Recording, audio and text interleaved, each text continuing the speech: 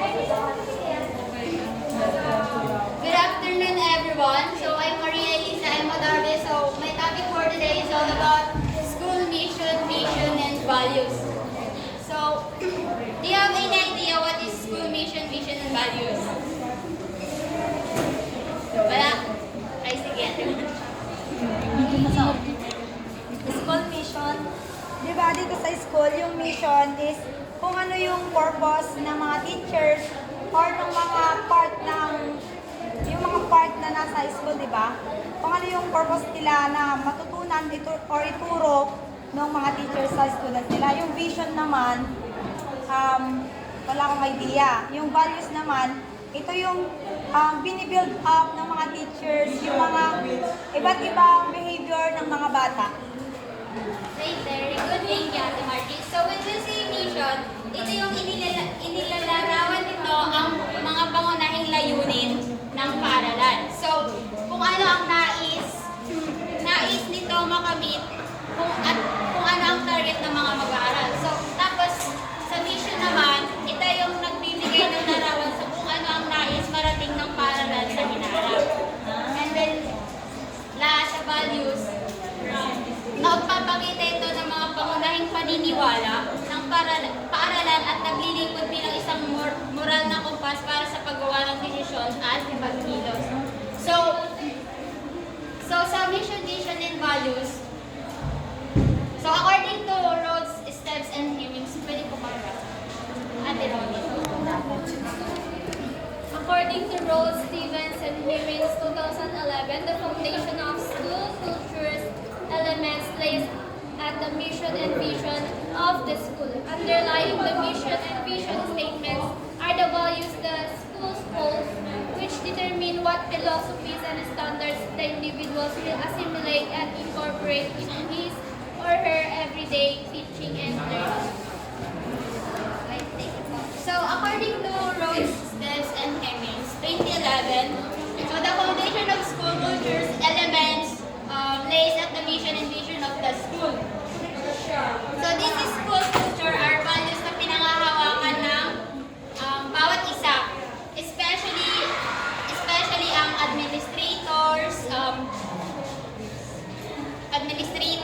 teachers, students, at iba pa. So nagiging guide ang school culture to organize the teaching and learning. So according to Peterson and Dell 2019 naman, pakibasa po. Shaira. According to Peterson and Bill 2009, the mission and vision mirror what the school wishes and hopes to eventually become and accomplish. So dito naman, sabi ni Peterson and Dell 2009, mission and vision daw are the mirror of school. Kasi nga ito yung wish, hope, or expected ng bawat school na masusunod. So, school culture leads to good direction of the institution.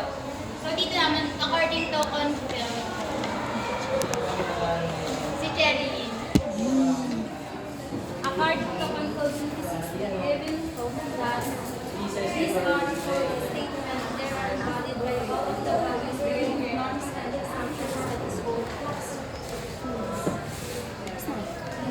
So, sabi naman di Banfield 2016, school culture are called statements. It is just not only statement kasi nga nakapaloob dito yung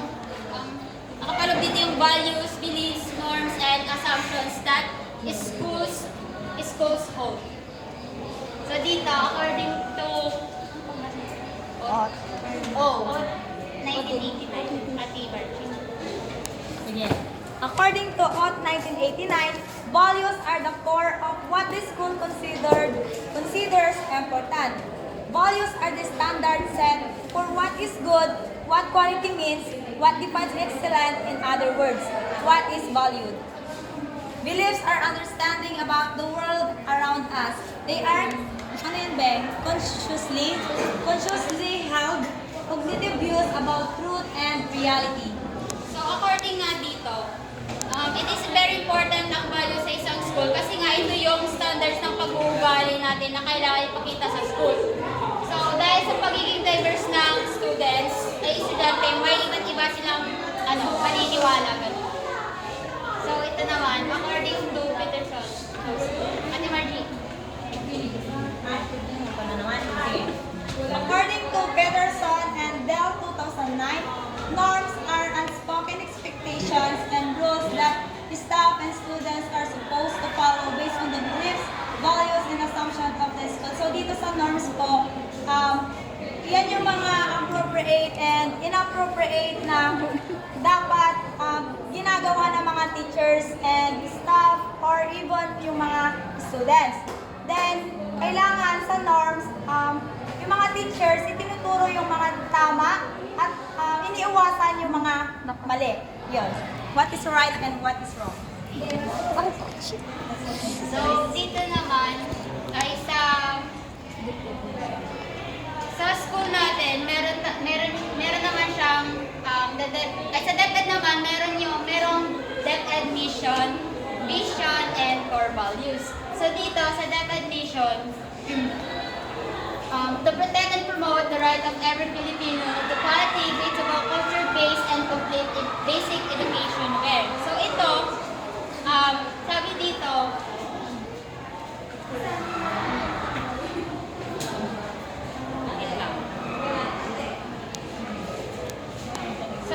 sabi dito, it helps every Filipinos para ma-protect at ma-promote yung mga rights nila when it comes sa education. Quality, culture-based, and equitable or pantay-pantay na treatment sa bawat isa. So dito naman, students learn in a child-friendly, gender-sensitive, safe, and motivating environment. So dito sa students, kailangan yung isang bata is lumaki sa maayos na pamilya. Kailangan din sa school may equal treatment and kailangan may friendly atmosphere. At kailangan may safe environment ang mga ito. Lahat ng ito ay makakatulong to motivate students para sila ay mag-aral ng mabuti. So dito, sa teachers facilitate learning and constantly nurture every learner. So sila naman yung nagtuturo sa atin magbigay ng knowledge. Parang sila yung, di ba nga, sila yung second parent natin dito sa room or class. At higit sa lahat, sila yung dahilan to shape our different behavior, how they can handle it. So sila yung ginagawa ang lahat para matuto tayo that every learner ay, walang naiiwan sa ere. Tapos dito naman, administrators and staff, as stewards of the institution, ensure and enabling and supportive environment for effective learnings to happen. So sila naman yung nagpapatakbo ng school. Sila yung nagsisecure para mapanatili yung kaayusan at kaligtasan ng mga bata sa isang institution. So dito, family, community, and other stakeholders are actively engaged and share responsibility for developing lifelong learners. So dito naman, sila yung dahilan para isupport yung mga learners na kung saan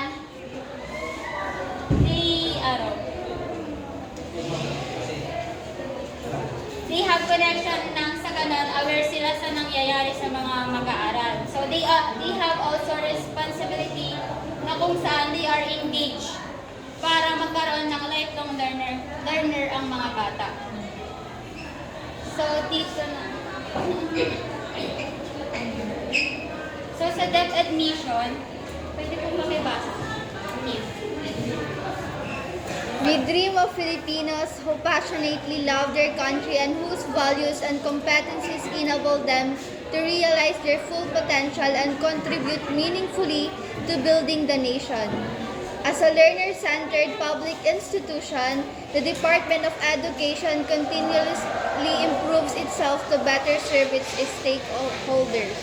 Thank you. So sabi naman dito, sa DepEd vision, ito yung pagmamahal ng sariling bansa natin. Ito yung paghanga natin sa bansa natin, kaya ginagawa ng DepEd na mag-contribute sa ating bansa upang maging better at magkaroon ito ng pag-unlad.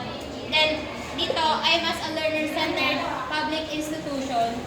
Ang DepEd ay mas pinapatatag pa yung quality of education. Nang sa ganun ay maiwasan yung difficulties na mag-aaral when it comes in their learning. DepEd also improves itself to better serve its stakeholders.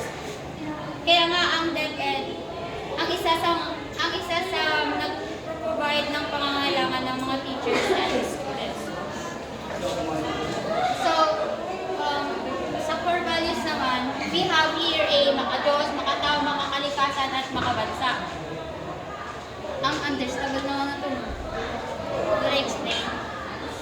So, dito naman, Student Faith 1996 determined 10 culture norms that influence school improvement. So, we have here shared goals.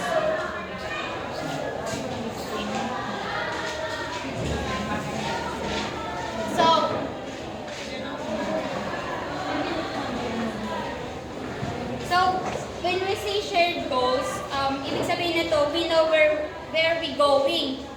So, alam nyo kung ano yung goal ng isa't isa at kung saan ito papatungo.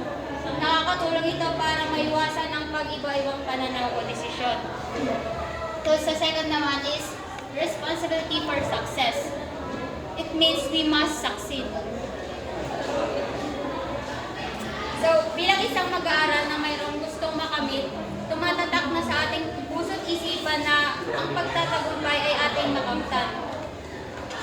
Ito'y atin ang kaakibat na responsibilidad sa pagtupad ng ating inaasam-asam na pangarap. So, dito naman, collegibility pa lang. Collegibility. So, it means we're working on this together. So, dito, we work as one. Isa sa mga golden rule bilang isang estudyante, di ba? Ang pagtutulungan ng bawat isa. Naghihilaan ba ang paangat upang sabay-sabay sa pagtapos ng pangarap? And fourth, continuous improvement. It means we can get better. So, dito, may mga kalimitang nangyayari sa buhay na minsan tayo ay nagbibigo o napipil bagkos ito rin ang mga pagpapatuloy sa ating pagkatuto sa patuloy lang tayong matututo dahil sa huli tayo rin naman ang makikinabang nito. Sa lifelong learning, it means learning is forever. Ay, forever ba? So, sa lifelong learning, sa ating buhay, may mga bagay na ating matutunan na pwede nating ibahagi sa iba pa, nating mga kasama na makakapagbigay sa kanila ng kaalaman na habang buhay nilang pangahawakan. So, ito'y maaari din natin makalimutan ng kaalaman dahil dito nahuhubog ang ating sarili. So, number 6, risk-taking. Sino yung nagre-risk-take dito? Wala ba? So, it means we learn by trying something new. So, dito naman, it's very understandable naman na that we students ay kailangan rin sumubok ng panibawang experience upang pagkaroon ng panibawang kalaman at pagkatuto. Sa atin kasing pagsubok ang bago sa atin, dito natin mas mapapa-improve sa mga bagay-bagay. Mas na-improve yung mga bagay-bagay. And then, I7 support. Isa sa support na sa mahalagang bagay na ating kinakailangan, lalo na sa ating mga mag-aaral na kahit anong aspekto ng suporta, meron talagang bawat isa, physically, financially, at emotionally. So, mutual respect. It means everyone has something to offer. So, dito naman, pagkakaroon ng respeto sa isa't isa. So, hindi lang dapat ikaw lang ang nire-respeto. Dapat sila din, gano'n. Tapos, upang mas lalong maging matatag ang pagkakaroon ng isang samahan o pagkakaintindihan. So, sa 9 naman, openness. It means we can discuss our differences. Dito, pagkakaroon ng respeto ay isang mahalaga ring norms ito dahil dito magiging maluwag ang iyong isipan at damdamin. So kung may pagpapahayag sa bawat isa upang mas lalo ka pa nilang makilala at malaman kung saan at paano kanila kikilatasin bilang isang estudyante. And lastly, celebration and humor. It means we feel good about ourselves. So dito, hindi masamang bigyang celebration din ang mga bagay na mahalaga at may sentimental sa inyong mga estudyante. Ang nagkakaroon na din ng humor sa bawat isa upang maging mas lalong magkaunawaan.